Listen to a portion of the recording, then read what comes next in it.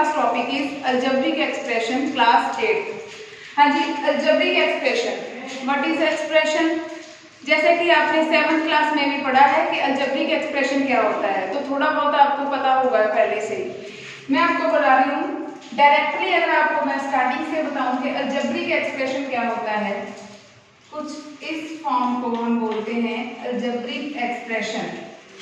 This is the combination of variable and constant. Combination of variable and constant.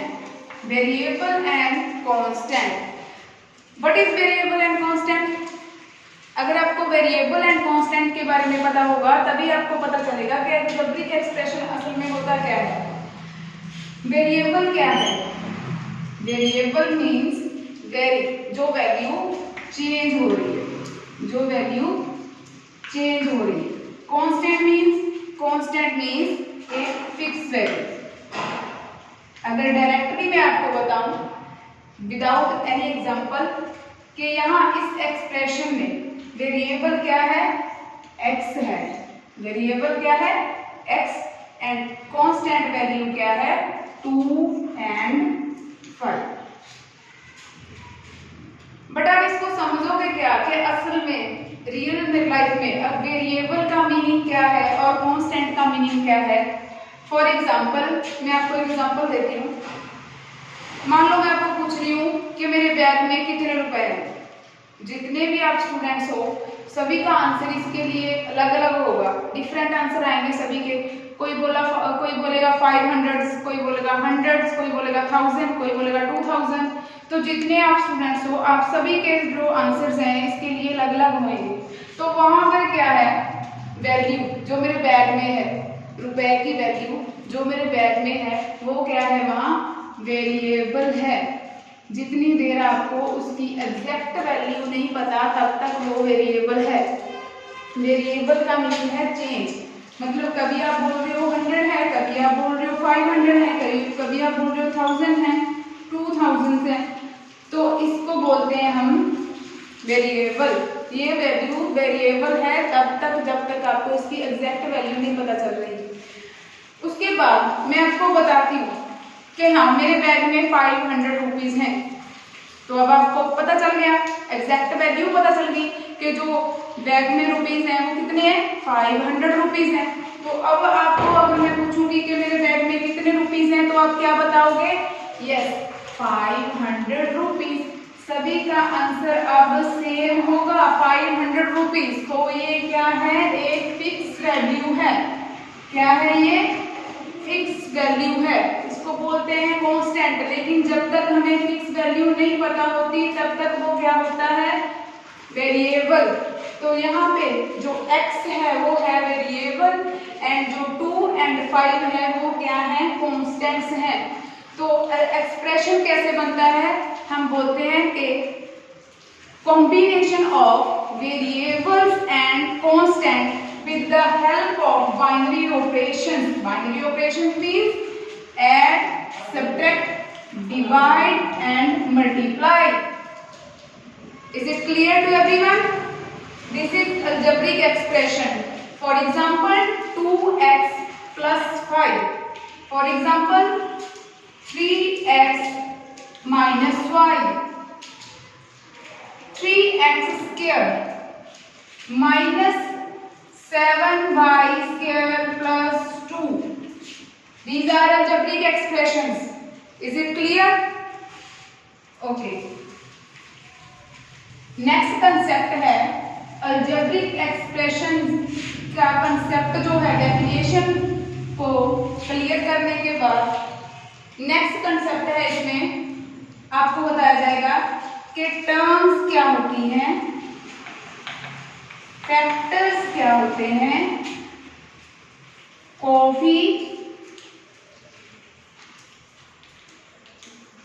Coefficients क्या होते हैं, terms क्या होती हैं, फैक्टर्स क्या होते हैं एंड कोफिशिएंट्स क्या होते हैं।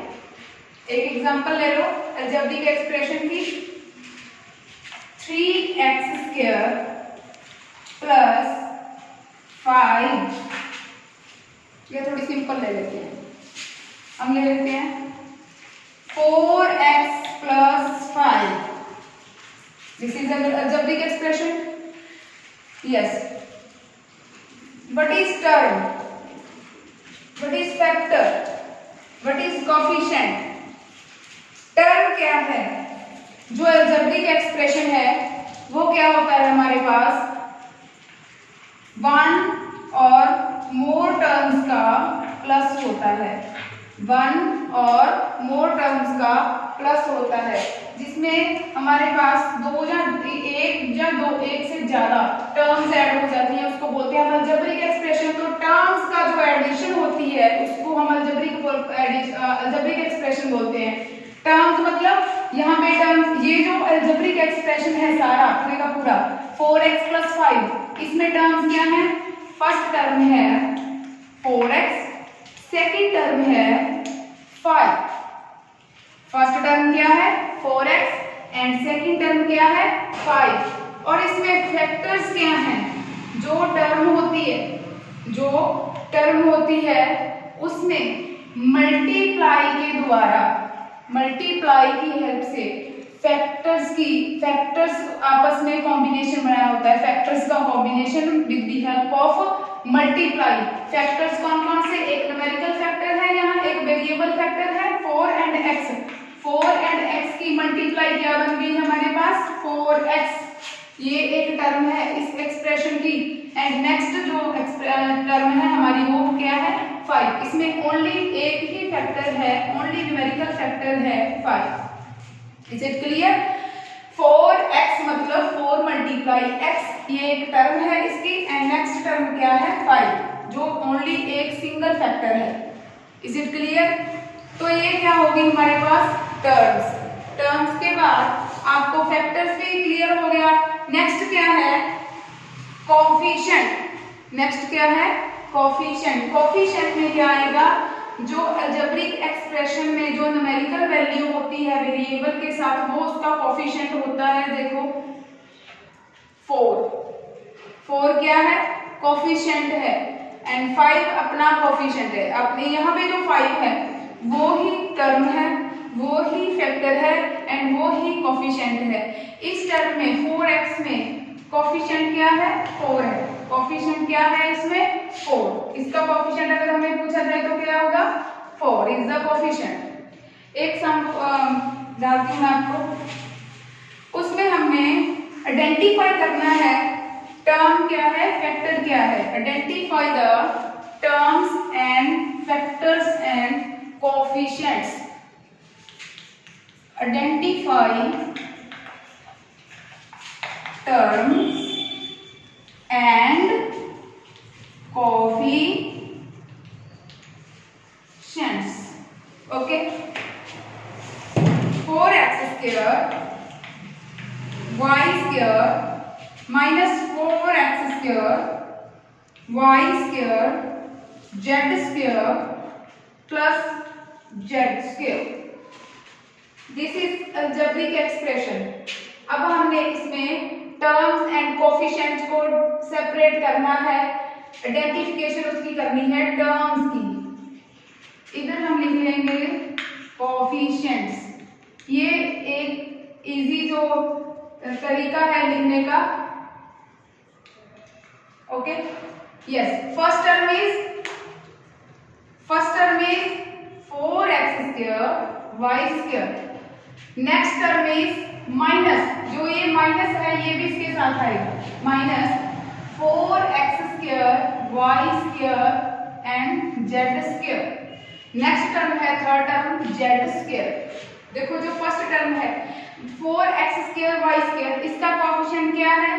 4। 4x² y² z² माइनस 4, इसका कोफिशिएंट क्या आएगा? -4। z² का कोफिशिएंट क्या है? 1। जिस वेरिएबल के आगे कोई नंबर नहीं होता वहां पे 1 होता है। तो ये हमारे पास आइडेंटिफिकेशन इसकी मैंने समझा दिया आपको, टर्म्स की एंड कोफिशिएंट्स की। जो अगर हमें कोई भी एक्सप्रेशन दिया हो उसमें टर्म्स एंड कोफिशिएंट को डिफरेंट करना हो हमने, तो ऐसे कर सकते हैं। Okay, is it clear? Next है, ये फिलहाल अभी आपकी इंट्रोडक्शन ही चल रही है। नेक्स्ट है हमारे पास टर्म्स जो आती है आगे, कंसेप्ट जो है इसमें वो है monomial, binomial and trinomial. Yes, first of all monomial क्या है यहीं से बता देते हैं। मोनोमियल क्या है? मोनोमियल मीन्स जो expression that contain only one term, expression contain only one term, जिसमें सिर्फ वन टर्म हो हमारे पास। जैसे for example 4x² 2x -6xy -7x² y² z²। For example these are monomials. ये क्या है? मोनोमियल्स है। नेक्स्ट है binomial. Binomial means expression that contain two terms. देखो मोनोमियल में क्या है? One term. बाइनोमियल में क्या आएगा? To terms. बाइनोमियल में क्या है? Two terms. टू टर्म्स मतलब means for example 4x + 5 3x² + y² -6xy + 7। These are binomials। Binomials के बाद हमारे पास है ट्रिनोमियल। ट्रिनोमियल का जो मीनिंग है वो आपको समझ में आ ही गया होगा। मोनोमियल में वन टर्म, बाइनोमियल में टू टर्म्स एंड ट्रिनोमियल में क्या आएगा? Three terms.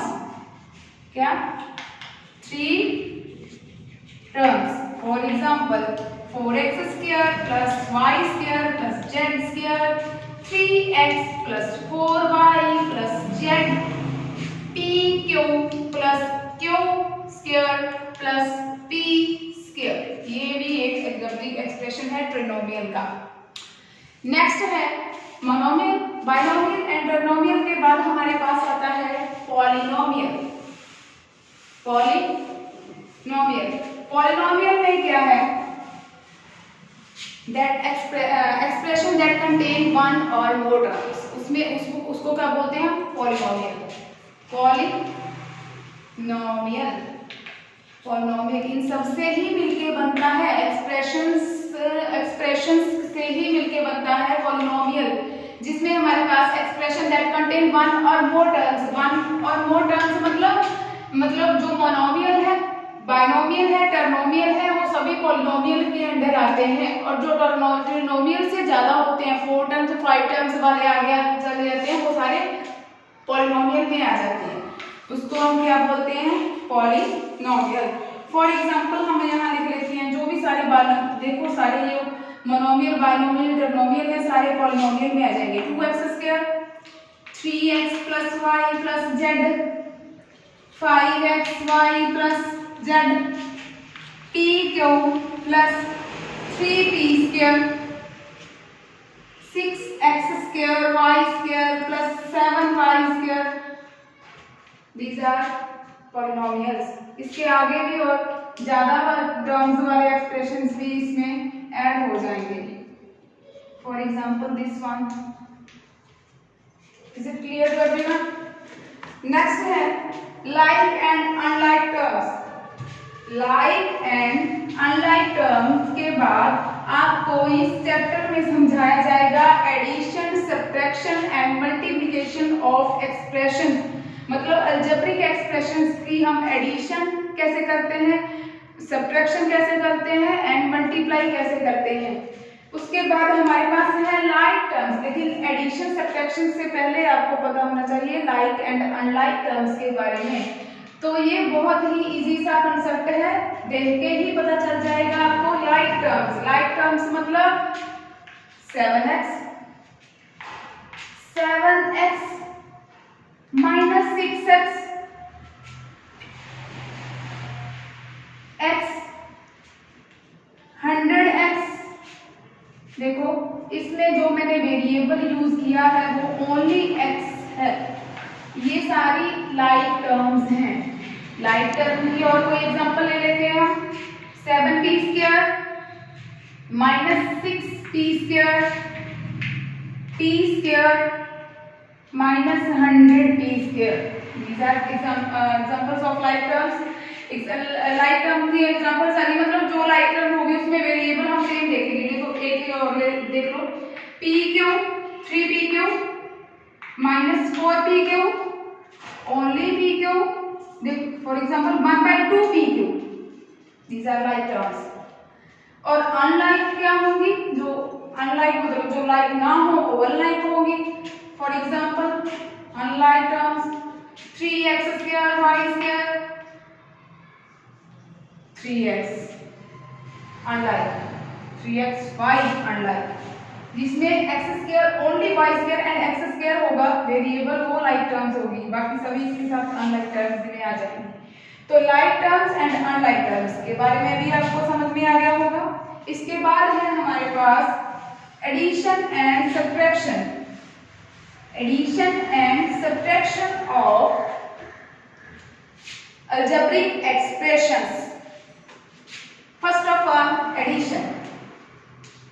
एडिशन में क्या है, एक सम ले लेते हैं हम। फॉर एग्जांपल एक सम की हेल्प से आपको समझाएंगे। फॉर एग्जांपल 2pq -3pq +4, यहाँ पे p² q² है first expression and second expression. 5 + 7 pq -3p² इसको हमने ऐड करना है। This expression and this expression दोनों को हमने ऐड करना है। तो इसमें आपको पता है कि like terms and unlike terms क्या है। एडिशन में हमेशा जो है लाइक के साथ मतलब p² q² वाली टर्म कौन सी है इसमें, ये है 3p² q²। इसके साथ यही ऐड होगी। 3pq क्या है 7pq, मतलब इसके साथ यही ऐड होगी। 4 ओनली कांस्टेंट यहाँ क्या है 5, इसके साथ ये वाली ऐड होगी। तो देखो करो एडिशन इसकी। First of all 2p² q² -3pq +4 p² q² -3p²। देखो -3p² q² +7pq +5, इसको हमने करना है ऐड। +4 + 5 + 9 pq 7 - 3 4, बिकॉज यहाँ पे हमारे पास +4 आ जाएगा। देखो एक साइन माइनस का है एक प्लस का है, तो जब डिफरेंट साइन होते हैं एडिशन में, जब डिफरेंट साइन होते हैं हमारे पास तो माइनस होता है। 7 में से 3 माइनस किए हमारे 4 आ गया। जो ग्रेटर साइन है, ग्रेटर नंबर का जो साइन है वो क्या है प्लस, तो हमारे पास क्या आएगा +4 आ जाएगा। आई होप ये तो आपको क्लियर होगा जब साइन कैसे आते हैं, एडिशन एंड सब्ट्रैक्शन कैसे होती है। अगर नहीं पता होगा तो इसको भी हम दोबारा से क्लियर कर देंगे। p² q² वेरिएबल जो है वो ऐसे ही आ जाएगा। ये जो एडिशन सब्ट्रैक्शन जो भी करनी है हमने वो ओनली कांस्टेंट नंबरों की होगी, जो साथ में वेरिएबल है वो इसी तरह से आ जाएगा साथ में। p² q², 2 के साइन आगे साइन क्या है, जिसके आगे कोई साइन नहीं होता वहां पे प्लस होता है। 2 प्लस का है एंड 3 माइनस का है। 3 में से 2 माइनस किए 1, जो ग्रेटर साइन है वो क्या है माइनस का है तो -1। यहाँ पे 1 जो है माइनस का वो आप लगा भी सकते हो नहीं भी लगा सकते, इससे कोई फर्क नहीं पड़ता। -p² q² +4pq +9, ये हमारा आंसर आ गया एडिशन करने के बाद। इसके बाद हम करेंगे सब्ट्रैक्शन।